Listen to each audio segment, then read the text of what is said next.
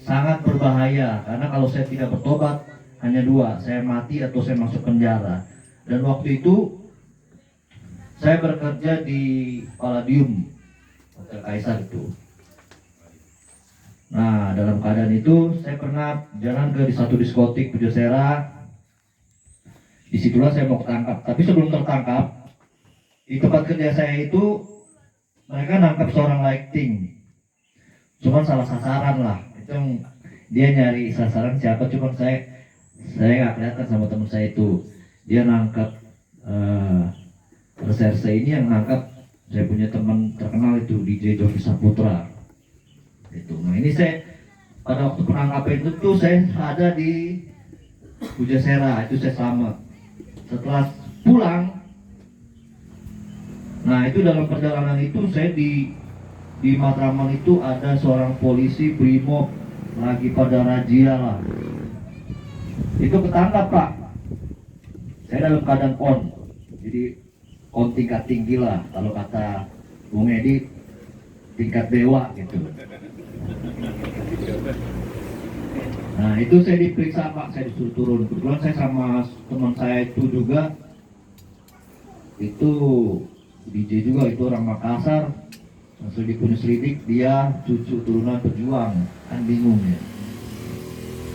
Lalu saya turun, teman saya tanya, ini kenapa dingin? Enggak Pak, dia baru ke diskotik. Saya parnoan dulu. Itu anjing helder 2. Waduh, saya bilang ketangkap gawat nih. Saya nggak tahu Pak, singkat cerita tuh di taksi saya yang saya tampangnya 500 butir. Nah saya turun diperiksa, saya udah diendus. Nggak ketahuan Pak, saya dipegang nih nggak ketahuan. Saya udah cantungan tuh Pak, teman saya udah mau kabur. Dia itu diperiksa, itu mobil diperiksa. Anjing header masuk 2, satu sama saya, satu sama teman saya. Setelah kita lolos, polisi udah curiga Pak, kurang ajar kamu katanya. Saya bilang gawat nih. Pas kita jalan, teman saya cerita, ini tukang taksi juga orang Padang. Di mobil itu ada 500 butir. Waduh, saya bilang kalau ketangkap ini lumayan. Nah, setelah itu saya pikir kalau saya terus-terus begini saya bakal mati nih. Lalu mama saya itu kan saya lihat sih, saya pegang ilmu juga Pak dulu. Itu pegang ilmu itu saya bisa bunuh orang tanpa saya sentuh orang. Itu mama saya berdoa dalam keadaan, kenapa mama saya berdoa, dan saya punya ponakan itu epilepsi juga. Kakak ipar saya Cina Medan, mamanya dukun. Nah itu yang bikin saya pikir kenapa ya. Dan saya lihat, saya dulu Katolik Pak. Ini keadaan nggak berubah. Saya bilang di Kristen tuh enak ya. Ada urapan, saya lihat kok ada mujizat. Di gereja saya nggak ada Pak. Malah kita ke gereja, sorry saya bilang, kita nanya Pak, ini kalau sakit ini kenapa? Kita nggak menyarankan, tapi kalau mau jalan silakan Pak. Nah saya dibawa ke dukun segala macam. Minggu saya ke gereja, hari Rabu keluarga saya kumat pada ke biara, diramal-ramal. Begitu keadaan terus. Itu. Setelah sekian lama datang seorang pendoa. Saya di DJ saya tidak pernah miskin. Saya glamor, dan istilahnya saya terkenal lah. Saya kenal para pejabat, saya kenal artis. Saya nggak pernah bergaul dengan orang susah Pak. Saya bergaul, cuma saya nggak begitu dekat. Datanglah seorang mama, kan saya kan pindah duluan tuh ke Kristen. Dia bilang saya samperin nih, saya udah gila Pak. Chandra, saya samperin apa? Saya benci sama orang Kristen Pak. Konyol lah, saya bilang ini, orang saya lagi kaya begini, saya bilang ini. Chandra sini kamu diberkati Tuhan, apa? Kalau lu saya diberkati, saya bilang orang gue banyak duit, gue bilang gue seneng. Nih orang Kristen kurang ajar, saya bilang nih. Iya dong. Rasa dalam keadaan on, kita datang Pak berdoa, saya putar lagu disco Pak. Saya pegang 2 kerjaan. Dalam waktu 3 hari Pak, saya berhenti kerja. Selama 2 tahun saya lawat, terus mama saya ada satu pendoa, dia bilang anak kamu ini akan diselamatkan. Saya tukang tes orang Pak. Kemudian saya tes. Saya samperin itu pendeta yang mau itu kan, saya samperin pendeta. Saya udah pegang batik, udah pegang batik tuh Pak. Saya bilang saya samperin itu pendeta. Terus ketemu dia bilang, Chandra, kamu disayang Tuhan. Saya bilang apa? Saya samperin dong. Saya baca ilmu saya Pak. Dia pegang badan saya di sini, ilmu saya hilang, saya tahu roh saya udah keluar. Disitulah saya mulai, awal mula saya dibaptis. Dibaptis aman, cuman kepahitan saya muncul di situ. Nah, saya dilayani pelepasan sampai 2-3 kali, nggak mempan Pak. Saya bete situ sampai ke GBI Gajah Mada, tempat yang pokoknya Cina-Cina sombong lah Pak. Lengkap di situ Pak. Istilahnya serigala berbulu domba ada semua situ Pak. Pura-pura Pak. Pura-pura termasuk teman saya juga Pak. Waktu itu saya pelayan Tuhan tapi saya ngerokok. Saya bertobat selama 2 minggu. Saya punya mata ini semakin tajam. Sebelumnya kan saya pendukunan juga sebelumnya. Saya ke dukun, saya pasang di sini. Karena saya DJ kan, saya kerja malam dong. Saya perlu itu. Saya ke Sukabumi, saya ikut teman saya. Diisi, saya suruh mandi sama dukun, saya disembur.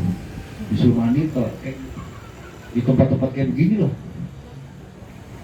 Malam kau mandi katanya. Dan setelah saya mandi, saya rasa dingin Pak. Saya memang dari kecil saya bisa lihat setan. Dari kecil. Saya ingat saya teman sekolah saya itu Tamara Blensiski. Di situ saya lihat setan Pak. Jadi itu jalan Pak. Dia ngeliatin saya lagi itu si Tamara sama teman saya punya kakak ngobrol. Saya lihat Pak, kayak lahan gitu. Saya bilang, ih kuntilanak. Ketakutan semua lah. Dari kecil mama saya bilang dari umur berapa saya berapa? Sekitar umur 3 tahun lah saya bisa lihat setan, saya nggak tahu. Saya sering dibawa ke anak ambar karena saya sakit, polip segala macam nggak sembuh-sembuh, dan saya ngaco. Dibawa ke anak ambar, dibawa ke dukun, dan keluarga saya juga sering dibawa ke dukun. Tante saya juga berzina dengan dukun. Ya itu turun akar kutuk. Dan setelah itu saya di gereja Pak. Kembali ke topik, saya masuk gereja waktu itu. Lagi begini, saya lihat dari belakang, saya bilang, ih di pendeta. Saya langsung saya bacain, omong kosong lo, saya bilang. Lu ngomong ketinggian, saya bilang. Orang gua tahu lu tukang jot-jotan. Saya gituan heboh Pak. Saya tahu semua Pak. Saya liatin ini Asyir satu. Saya bilang lu hebat. Saya bilang tunggu, saya bilang. Saya bilang mau pacar saya. Gue cobain satu persatu. Saya datang Pak, mana tahu. Saya bilang lu hebat di penjara ini. Halom kan? Saya diam aja, saya baca-bacain. Saya komat kamit. Bahkan pendeta lagi ini saya komat kamit Pak. Benar saya bacain ilmu saya Pak. Ribut satu gereja. Asyir ribut. Saya tinggal liatin. Saya bilang, ini Asyir tukang gebukin orang. Saya bilang dulu, lu ngomong kosong, saya bilang, lu ngomong kotor di luaran. Saya gituin. Saya sombong Pak dulu. Makanya saya tidak pernah percaya yang namanya karunia kalau tidak ada karakter Tuhan. Lalu dia tidak ada penundukan diri dan firman. Saya nggak pernah percaya Pak. Karena saya lakuin itu semua. Gitu. Dan saya diproses begitu lama. Istilahnya saya mau datang ke Tuhan tuh pengen berubah lah. Gitu. Karena saya berapa kali dari 3 kali 4 kali termasuk ANC nggak mempan. Bukannya mempan, saya waktu itu Pak pendeta saya berkhotbah. Saya ahli Pak, saya mulai pelayanan. Sebelum pelayanan saya ngerokok sama teman-teman saya, termasuk yang 4 dukun. Teman saya pendukun Pak, saya bawa bertobat semua ke gereja. Saya ngerokok. Nah ini pimpinan gereja saya tanya, lu bawa rokok ya di mana? Saya ketawa-ketawa sama tim saya Pak. Terus saya MC, saya pengen dilayani. Tetap aja begitu, itu begitu lagi Pak. Sampai saya pelayanan dan saya berzina Pak. Saya sudah jadi Asyir waktu itu. Sampai saya punya pacar dibilang gila lu saya katanya. Lu habis ke gereja begitu terus Pak. Saya bilang habis gimana? Otong naik nih saya gituin. Bertahun-tahun dan saya bisa lihat perabotan wanita Pak. Saya bilang jenis dosa dia begitu saya bisa dilihat Pak. Saya bisa lihat kamu berzina saya bilang. Dan saya bilang gini, saya bisa lihat perabotan kamu. Selama dalam kamu tuh cewek begini semua Pak. Saya bilang, lo percuma, saya bilang, apa di ujung sana gue bisa lihat, gue bilang. Langsung saya diteror Pak. Dari GBI Puat, saya didatangi itu pelihat Pak. Saya dikeroyok. Saya bilang saya tenang-tenang aja. Terus sampai satu waktu saya punya karunia seperti ini, mereka iri ternyata. Dan saya iri, saya dijauhin, saya dihakimi, saya dibilang makhluk dari kuburan, makhluk perzinahan. Nah, dan sudah gini, Tuhan panggil saya dari tempat seperti itu. Saya bilang, kok kalian menghakimi? Sampai di titik profetik, saya belajar profetik lebih-lebih lagi Pak Di. Karena waktu itu saya sempat ketemu Pak Ais itu, sempat belajar, dan saya dihakimi karena pelayanan seperti ini. Dan sebelumnya saya belum pernah, istilahnya jatuh bangun dalam dosa lah. Saya bingung, gitu. Kemudian saya mulai berdoa tuh Pak, dalam BTT saya mulai berdoa, Tuhan, siapa yang kamu bawa saya berdoa? Saya sempat marah sama Tuhan, saya bilang gini, saya banting tuh Alkitab. Tuhan, dalam waktu 3 hari, kalau kamu nggak betulin saya balik lagi. Betul, waktu itu saya punya teman pendeta Pak, pendeta baru, disamperin, Sandra sini, saya cuma suka Daltoni. Karena saya waktu itu memang suka main perdukunan, saya hanya itu saya demen, nggak ada lain. Pak, sini, ada hamba Tuhan katanya hebat. Siapa lu? Daltoni, saya bilang, bukan Pak, pokoknya orang Ambon deh. Satu kecil, satu gede. Oke juga, saya bilang. Saya calling teman saya yang dukun. Iya ada, hamba Tuhan hebat. Kita stres lagi yuk. Itu di Polres Tangerang. Waktu itu datang, ketemulah saya sama Pak Ais ini. Saya belum anak buah beliau, belum. Saya lihat hamba Tuhannya begini nih. Aduh, nggak masuk di akal, saya bilang. Iya, saya bilang satu Ambon, saya bilang gini, aduh, gua udah buaya. Saya tahu dia Pak, cuma saya diamin aja kan. Duh, muka begini, muka buaya rang, saya bilang.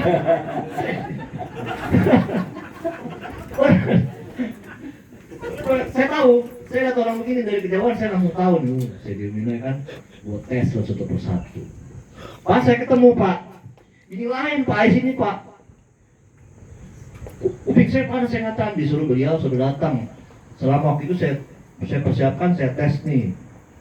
Udah gitu saya mau ke rumah beliau tuh nggak gampang Pak. Dihalang-halangin sama setan sampai saya ke rumah beliau tuh itu 4 kali muter Pak, di rumahnya gelap. Wah stres, saya bilang, kita balik aja yuk.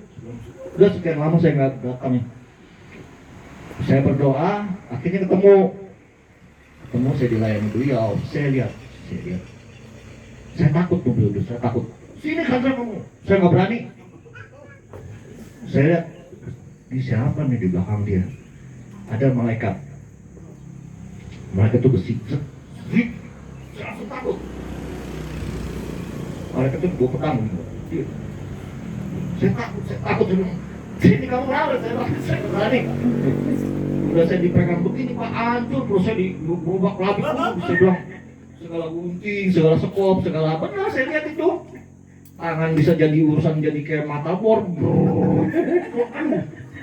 Darah saya segini Pak.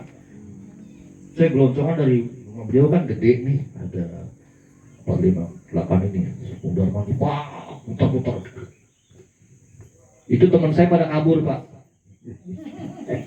yang dukun. Akhirnya saya maju sama dia dalam proses berapa lama, tapi itu nggak sebegitu aja mudah ya.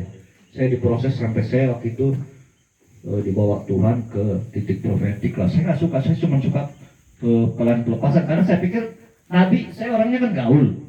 Saya bilang Nabi gitu Tuhan, dulu nggak gaul amat Tuhan, bawa tongkat. Saya bilang nggak ada, udah deh gue pelepasan aja Tuhan. Dibawalah, saya jadi pendoa segala macam. Jadi pendoa aja saya takut Pak. Kata beliau katanya, nah itu takut dari ketakutan. Saya diproses sampai sekarang 50 kali. Banyak penipuannya. Kalau kita istilahnya kelihat karena segala macam, kita tidak dibersihkan. Itu ngeri-ngeri Pak. Dia banyak berbuat kacau. Nah dia tidak ada kasih, sombong. Terakhir saya dilayani beliau, saya nggak tahu juga, saya nggak nikah, muka begini nggak nikah. Saya buaya darat Pak. 10 cewek, 20 cewek, saya nggak ada yang tahu Pak, saya jalanin. Nggak ada yang tahu.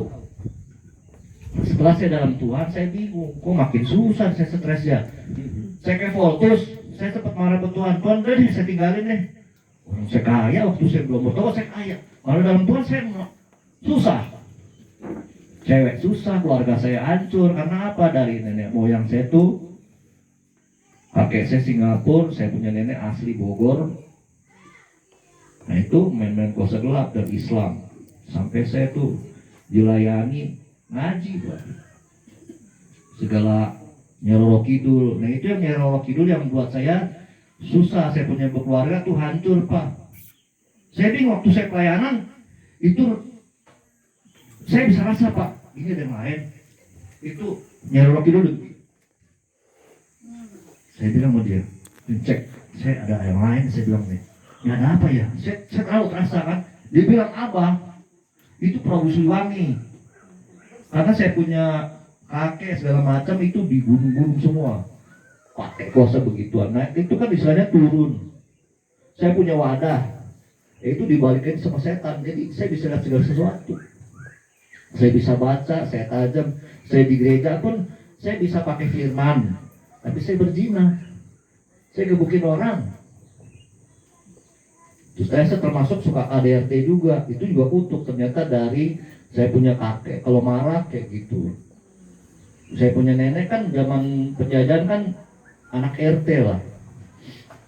Nah itu saya gebukin kayak gitu juga. Saya suka gebukin orang. Dilayannya Pak Ais. Di sini wah roh pembunuh segala macam. Dari sekian banyak kenapa saya bilang saya sampai seperti ini. Saya bisa melihat, tapi itu kan diproses semua ya, nggak mudah memang. Proses kesombongan, keuangan, segala macam, keangkuhan diri total, sampai istilahnya saya cuma mengandalkan Tuhan, semua sekarang diperbaiki Tuhan. Saya istilahnya seorang teman hidup dikasih yang lebih baik lah, seorang IT sekarang kan. Itu kalau dipikir-pikir ya di orang kaya, saya memang orang ngetop kan, saya bilang. Cuman saya bilang, ini kalau bukan Tuhan nggak bisa juga saya pikir kan. Saya banyak, saya jujur saya bilang saya banyak. Saya bilang kalau saya mau